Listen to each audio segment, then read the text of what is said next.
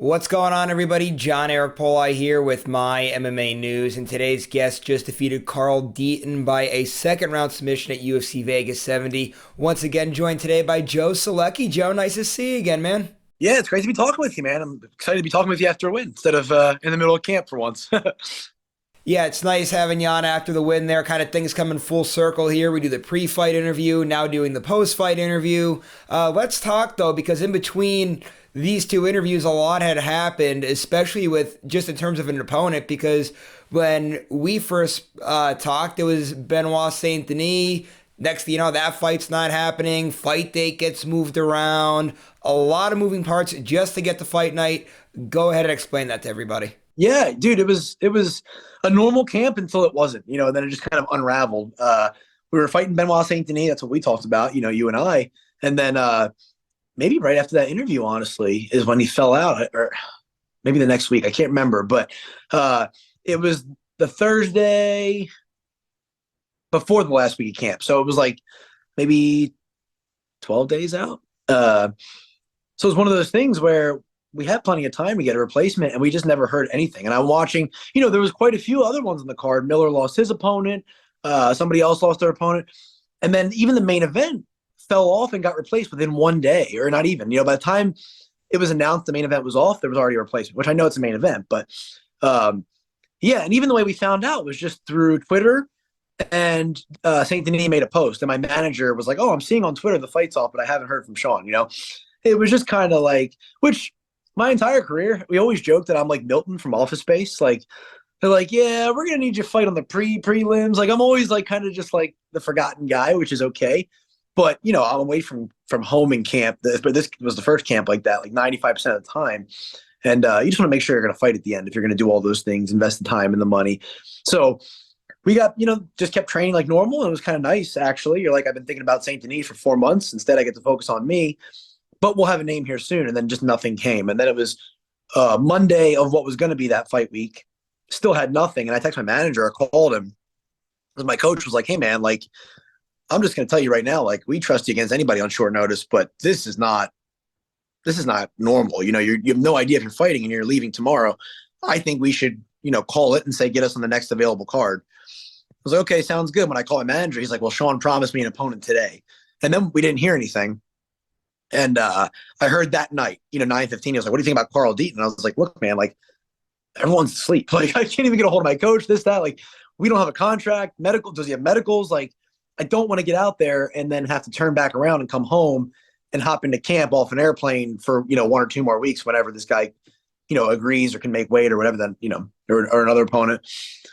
And he was kind of like, well, what about the match? And I'm like, look, if you can get it for next weekend, I'll okay it. I'll make an executive decision right now without talking to a single coach. Let's do it. I just need to fight, He's like, all right, we'll see. So then I ended up not hearing for a couple of hours, packed my bags, ready to leave the next day, and just like, all right, I guess I'm fighting Carl Deaton on the 18th. And then he texted around like midnight and was like, February 25th. And I was like, holy cow. I had like the biggest adrenaline dump. Took the next day kind of light on my coach's orders just because we had peaked for, one fight week. Just did 2 light shakeouts and then got back drove up the next day to GMO. We finished out camp how we finished the week before. And it was, a great ending to camp, but just chaotic, But then, once we had 3 days to process in camp and prep just for the changes. That's all we need. It wasn't one of these things where it's like, I don't want to fight short notice. No, I just want to know maybe before 3 days before weigh-ins if I'm fighting.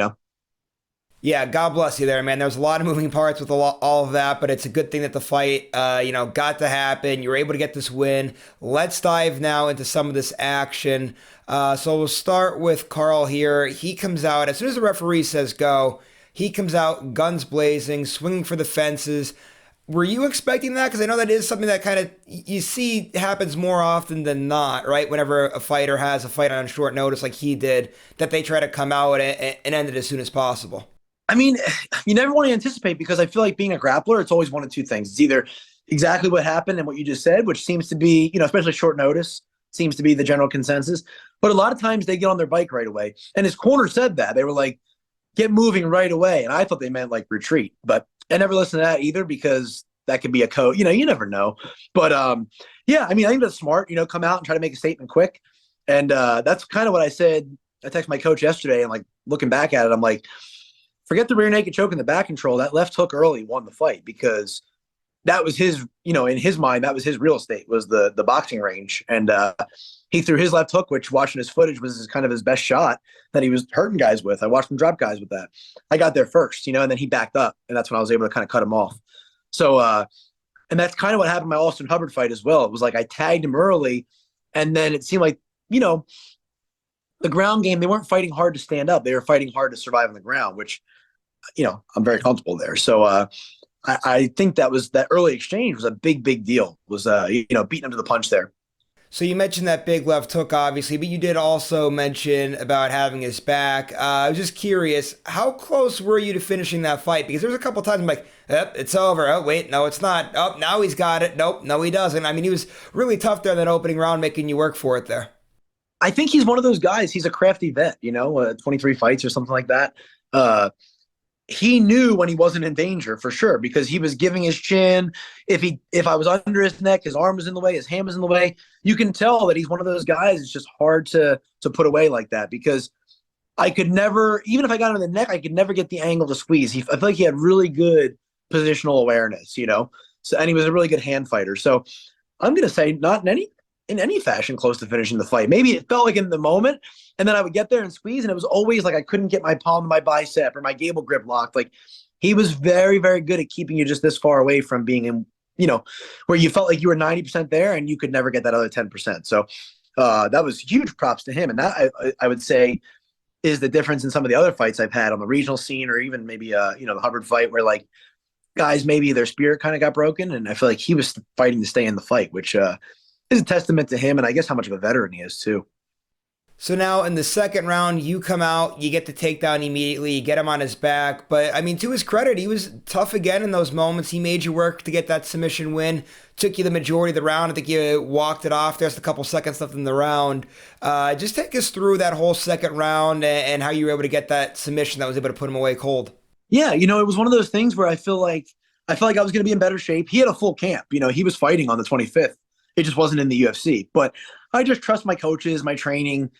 We had put in so much work, and I had been sparring and grappling at a really high pace, And typically, you're able to show that when you fight. It's just the only difference is the adrenaline. But I feel like I've crossed over to veteran now, so I feel like I know how to process that adrenaline and not have it show up in completely fried legs or arms from squeezing one submission. So I had that confidence to go down there and say, we're going to cook him. And then if the chance is there, we're going to go for it. And I knew there was 20 seconds left. My corner said it. And in the past, I think I would have maybe not tried to, floor it. And this was just one of those things where I'm like, nope, I've been training like this all camp. We're going for it. And, it worked out. And that was the one where maybe he thought I was going to coast a little bit. I think that's why I got under his neck, because he was still fighting hard to defend. And, there was about 5 seconds left. That's why I think he went out. He was just like, oh, I'm going to try to survive it. And, it was just foot on the gas the whole time, start to finish. That's what my coach wanted me to do. And, I'm scared of him, so I listened to him. So obviously, great moment getting a win there. But what's really special too was when you looked out into the crowd and your wife was celebrating. You kind of pointed at her there. Just what was that like, being able to have your wife inside of the arena there on fight night? It's been a while since that's been able to happen. Oh man, it was amazing. It was even before the fight. I posted on Instagram. I was like, if you saw me smile on the way to the cage for the first time ever, it's because for the first time in a long time, my wife was back in the crowd, and she wasn't supposed to be. This camp was away from home other than weekends and Mondays were my only time at home. And even that, it's tough because you're not necessarily available like that because, I'm living in somebody else's house for most of my camp. I'm coming home and it's like, it's tough, but it was one of those things where it was a continuation of that the camp got extended. One of the weeks my wife got COVID, so I couldn't go home at all because, just getting sick in any kind would have derailed the whole camp because we were like 2.5 weeks out. And, she had to send my daughter down to the in-laws, so I had to go to that back there instead. And it was just a bunch of, adversity. And she ended up, I don't know what told her that I needed her and she needed to come because she was not coming in, and she did not have anything planned until like Wednesday at work. She said she just kind of sat up and was like, this is stupid. I'm going out there, and just found a flight and had to drive 2 hours away to get to the cheaper ticket and the whole nine. And I had no ticket to the fight, and I was able to get her one. And the whole thing was just amazing, and I am not I'm not that guy that gets in the cage and is like Mr. Smooth, I feel great when I'm in there. I feel at peace and I'm excited to fight, but I'm always very intense. And like, I looked right past Deaton and saw her and just kind of gave her a nod and a wink. And like, it was the first time in a long time we were back at it, since my UFC debut, 3.5 years. And it was just awesome. It was amazing. And she's carrying our son. So, the last people I said goodbye to before I left the room were, I gave her a kiss and I kissed her belly. She's got the big old bump right now. And it was just one of those things where you're fighting for something, greater than yourself. And it's amazing.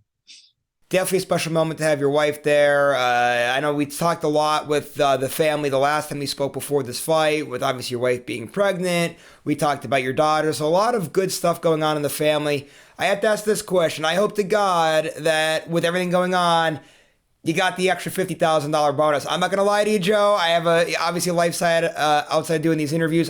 Things do slip through the cracks because I work a lot bartending at my other job. I completely missed it. Who got the fight of the night bonuses from this fight card? Please tell me that you got one. I hope to God everything going on that you got one. You got the submission win. You got a wife and kids at home. Please tell me you got that bonus. Yeah, man. We were watching. It's crazy because when I fought Hubbard, I don't see a lot of standing rear naked chokes. And the thing is like I ended up getting passed up. And I was like, man. And Dana was like, we're giving out bonuses to everybody got finishes. There'll still be big checks on Monday. And it never came. And I'm like, okay, like whatever, it's okay. But this one I was early in the night and I'm like, a lot can happen and there was more finishes. So we were watching the fights like, okay, there's been no fight of the night. It's like there's been good fights, but nothing that warrants a fight of the night. I'm like, if we can keep it to 4 finishes, we're good. So there was 4 finishes going to the main event. And I'm like, man, if there could just be an eye poke disqualification or something, like we cannot. And then Brandon Allen finishes Muniz in a huge upset, I feel like, because, Muniz is the ground guy. And I'm like, oh, well, there goes that. So we're at dinner with my manager and all that. And he kind of looks up and he's like, oh, very nonchalantly, because, he deals a lot of high-level guys in the UFC. He's like, oh, yeah, you got the bonus. Just like that. And I'm like, oh, man, awesome. And I looked at my wife. I'm like, we got the bonus. She's like, what? She's like, he's kidding. I'm like, and he looked up. He's like, no, like, this is what happens. Like, welcome to the UFC, And my wife just lost it. So, yeah, it was awesome. And this is the 3rd fight of my second contract. So, it kind of takes you out of that position where you may ever have to, well, I don't think I'll have to, fight it out or anything like that. So, even though I would have been, if I lost, God forbid, I'd have been 4-2, they still may say, well, why don't you fight this out and see where it goes? You don't ever want to be in that position, I feel like. So, I'm pretty certain a new one will be on the way. And it's just all the way around. It's awesome. Like you said, it's a grind, and the UFC is a grind. But I mean, most people don't make it past a couple of fights. And to be going to my 3rd contract is something pretty spectacular. All right, man. So another big question, what's next? So like we said, you have a baby on the way. He'll be, July, I think you told me he's due. So do you try to get a fight in before that? If not, are you going to be out till later on in the year? Do you have a kind of a game plan the way the rest of the year looks at, way it's going to shape up there? No, I mean, the only reason we're able to have another child is because of fighting, and what it provides. So, no, I want to fight. I'll be ready to go soon. I had one injury going in. Well, I had a few nagging ones, but one going into the fight with my shin bone. The last round of the last sparring session of the last day of camp, with 2 seconds left, I just was like, I'm going to put a stamp on it, and threw the hardest kick I could, and through the shin pad, just like paralyzed myself. Then then the buzzer went. I couldn't barely walk out of the cage afterward. And then I'm like, all right, I did all the rehab stuff I could do between then and flying out. We get to fight week on Tuesday night, and I'm like, let me just test it out lightly on my corner's leg. I threw a light leg kick. Dude, I collapsed. So I think we're at a point where it feels a lot better now. So that was the only thing. I'm healthy, so I'm ready to go. If they call, I'd like to not fight in July because the baby's due, but June would be fine. I'd like to not fight in August because I'd like to be, see my kid. But I think September would be fine, so either side of that, I think would be fine. I don't want these long layoffs if I can help it because I guess it works out, but it's one of those things where you take 9 months off, like I just had. Every fight feels like your debut. You're like, and I guess it's good. It gives you that adrenaline, but you're like, man, like I like to get some momentum going, but it's tough. They got a lot of athletes, and this past one I was offered one really quickly after my last fight, and I still had that rib out of place, and I couldn't take it. So it wasn't their fault that I had a long layoff, So we'll see what happens, but I'm ready to go. And then outside of just the fight game too, I know you're real busy. Not just, training wise, I know you move around a few different gyms that you like to work out at. But you also have a grappling school. A lot goes on in the life of Joe Solecki. What's kind of the rest of the year looking like in terms of all that other stuff? Yeah, just training at the different gyms. I coach when I go, but that's about it. Just some classes here and there. But for me, I have a grappling tournament. And it's coming up. That was the other thing is I learned a very valuable lesson about changes in the fight game of like not only can your opponent change, but your date can change. So, we used to plan a trip a lot of times, my wife and I, before like for the week after the fight. I'm like, I will never do that again until I'm actually at fight week. Then I'll book it. But this time I plan my tournament because I'm like, I can't plan an event until I know when I'm going to fight. And I planned it for a month after. I'm like, that's plenty of time. And then it became 3 weeks after. I'm like, I'm on the plane back, getting the Wi-Fi, answering emails, and like getting ready. We got our next event on March 18th here in Wilmington, North Carolina. And it's going to be a blast. We have super fights at night, super fight cards, spectators, the whole nine. During the day, it's going to be a regular tournament for, all skill levels, ages, men, women, children. And last time was a complete party. So this time should be, I really hope the same. It was just a really cool, like coming together of the community and stuff. So planning that, and that's, fantastic. This week we got one of my teammates is fighting Tom Lane up at Ring Combat. He's a 2-0 pro, collegiate All-American wrestler. Really, really great prospect. I get to go up there and be in his corner. So I'm really excited for him. And then, my coach is fighting John Salter at the end of the month too. So hopefully I can, he'll beat me up in jiu-jitsu, getting ready for that. Too small to be a sparring partner, but, can give some good looks in jiu-jitsu and help him hopefully. And just some great things happening for the team. We got Brian Barberena out of Gym O fighting in March, short notice. So that's cool. So it's just a busy time for everybody. And I think that's, in fighting, that's what you want. You don't want a bunch of guys laying around dormant. So, any way I can be an asset to anybody on my team or in my circle, I'll be happy to do it. All right, Joe, one last question for you before I let you head out today. I know you're teammates with Chris Weidman. You work with him quite a bit down there in North Carolina. I'm not sure whatever he's going to do for fight camp, if he goes back up north or if he stays down in Carolina. But anyway, you see him more than what most people see him. I know he recently told Ariel Helwani that he's planning on doing a grappling competition. He's eyeing a summer return. Obviously, you see him in the gym. Just how's he been looking, and what can the fans expect when he makes his return? Gosh, he's a monster. He's there full time. He's at Gym O full time. I don't know when he gets a fight where his camp will be, but I would think there, just because of the travel will be tough. But yeah, he's there pretty much every day, and he's a monster. Oh my gosh, I've got to do some grappling rounds with him. He's just a monster. And then some of my fight simulation, we do like kind of 1 minute, kind of like the meat grinder that you see like Volkanovski, like every minute switching up different stations. And my last one there was like minute 3, right? Smack dab in the middle. Every round was trying to get out from underneath Chris Weidman. You're like, this is miserable. You're a gorilla and a technical one.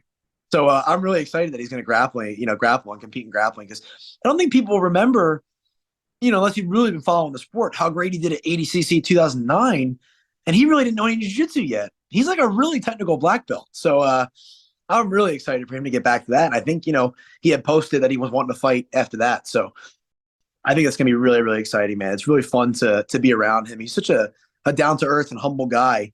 And that's the thing is like, dude, that's one of my all-time favorite fighters. So for him to end up in the gym that I train at was awesome. I try not to like fanboy. The only things that could rival that would be like if Jim Miller or Frankie Edgar ended up, moving to the Carolinas, because those were all the guys that I really looked up to. I used to sit when I was like a completely broke fighter with like 2 fights and repeatedly watch, the embeddeds with him on it, and his interviews with Ariel where he was talking about having no money and feeling, foolish, having a wife and kids on the way and stuff. And like, I drew a lot of inspiration from Chris. So to be able to like train around him and see that he is who he portrayed himself as is really, really cool too. Cause he's just one of the guys. He comes in, he asks questions. He's very curious. He's always like trying to evolve. So I'm really excited to watch him compete, and just watching him train is cool too, man. He's a great dude.